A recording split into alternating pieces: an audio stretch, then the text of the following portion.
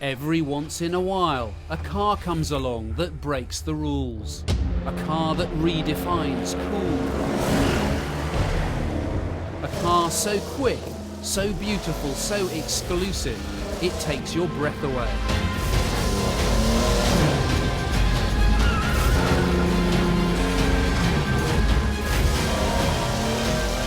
Jaguar's XKSS, so rare, so nearly wiped from history. This is the story of how the legendary lost supercars are being brought back to life.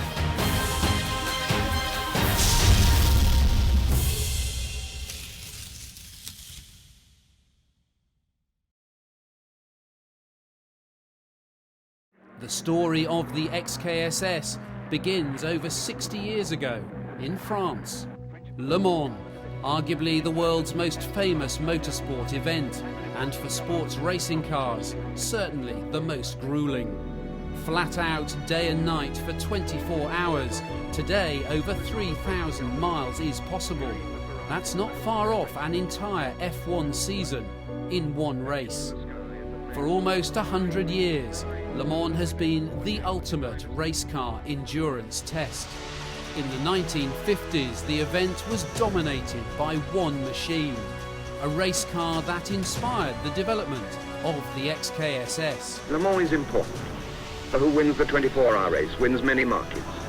And all that is best in British design and engineering skill has gone into the new Jaguar. And there goes the winner, number 6 Jaguar.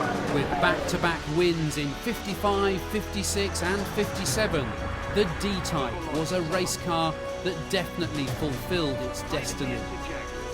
First, second, third, fourth and sixth. This is a famous victory for Britain.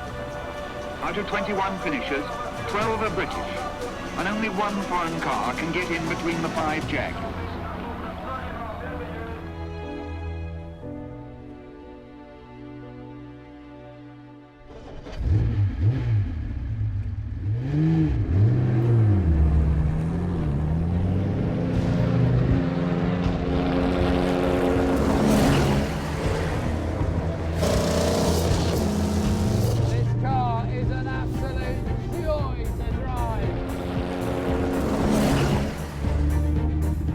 D-Type was conceived as a full-on, maxed-out, no-compromise, long-distance race car, and it was designed and engineered by a team with a single-minded focus to win at Le Mans, and boy did they deliver.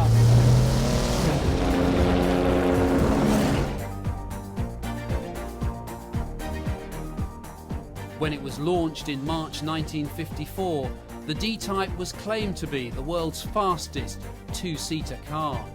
Designed by aerodynamicist Malcolm Sayer, it was a masterpiece.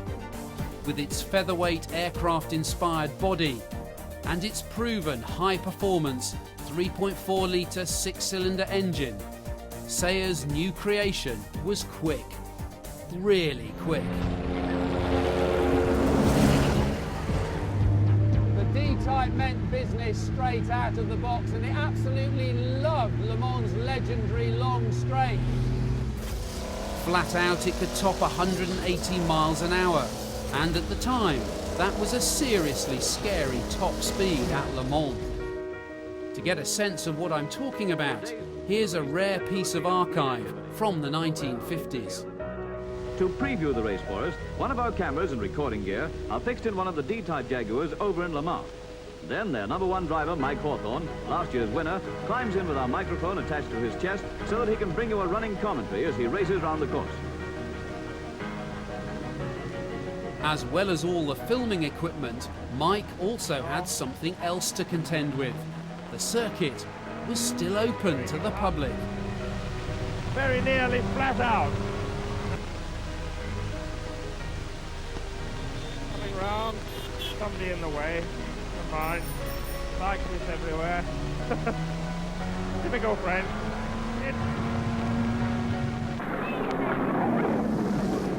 Back in 1954, the D-Type had a very promising debut at Le Mans, and Jaguar quickly announced it would be back. But the suits went one step further. The D-Type would also go into small-scale factory production. In the spring of 1955, 75 production D-Types were planned. 8 as works race cars or to be sold to favoured private race teams, and 67 would be offered to ordinary folk like you and me. But despite much love for the D-Type, sales weren't as strong as expected. By the middle of November 1956, and now with 2 Le Mans wins under its belt, there were still 29 D-Type race cars, unsold and in stock. So William Lyons, Jaguar's boss, hatched a cunning plan to get shot of them. 4 would be dismantled for spare parts. The remaining 25 would be converted into a limited run of exclusive road-going supercars. On the 14th of January 1957, the XKSS was born.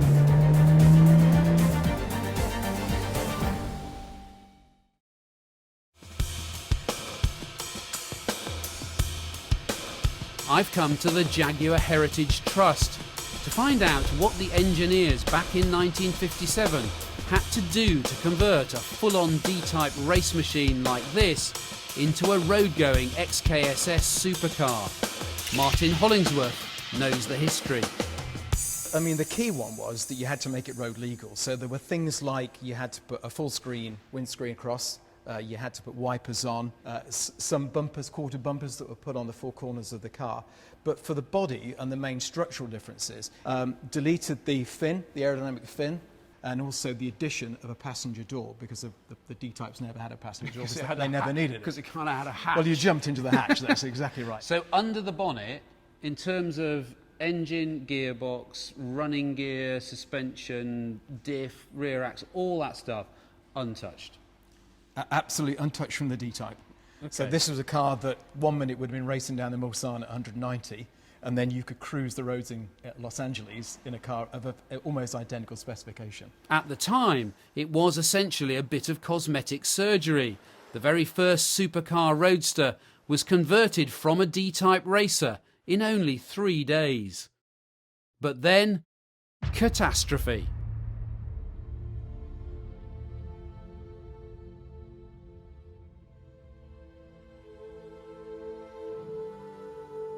On the 12th of February 1957, fire broke out at Jaguar's Browns Lane factory in Coventry. 300 cars of various models were incinerated. It's hard to imagine how these guys must have felt clearing up the carnage. Even the Queen sent a note of sympathy to the workforce. But the biggest blow, their newly announced flagship XKSS supercar project, had also gone up in smoke.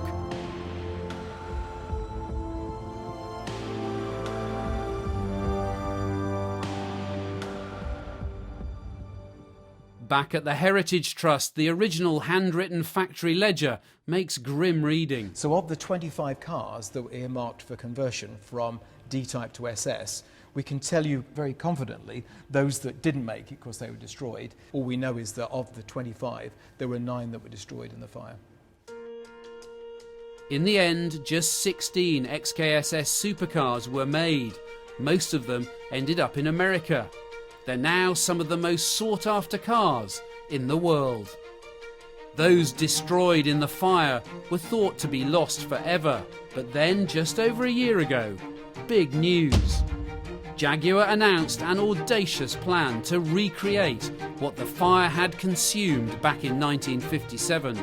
The 9 missing supercars would be built again by hand, from scratch, to exactly the same spec as the original 16. So I've come to the factory where the cars will be built to meet the project's chief engineer, Kev Riches. Jaguar has never built an XKSS from scratch before. All the original Roadsters were D-Type race car conversions, so he's got a monster challenge ahead. In front of us here, you can see some drawings. We went back to the archives And amazingly, we found some specifications for certainly from the engines and the bodies, the assemblies, the chassis. So how much of these new cars, in terms of their parts, will be brand new, and how much are you going to take old parts and refurbish them? The plan is to make the whole car from scratch. If we have to take some parts from old cars, they're probably only things like axle casings and maybe gearbox casings, but we'll evaluate that as we go through. I would love to make everything new, I'll be honest. Do you think there'll be people banging on your door to get hold of these 9 cars? I think given it's the car that it is, an XKSS, and that only 16 of them were ever built, when you do see these cars come up for sale at the moment, they come up for over £14 million. And with only 9 being built, they'll be even rarer than the 1957 originals. So seriously precious metal. In this series, I've been granted exclusive access behind the scenes as traditional car building craft and 21st century automotive technology are combined in an epic engineering challenge. The goal? To bring the legendary lost supercars back to life after more than half a century. Jaguar has never built an XKSS from scratch, so this project is a world first. And at over £1 million a piece, every car has to be perfect in every way and delivered on time. It's getting very close to the wire, yes, very close to the wire. First, the big cat needs a body. Handcrafted with high-tech help, a metalworking masterpiece takes shape.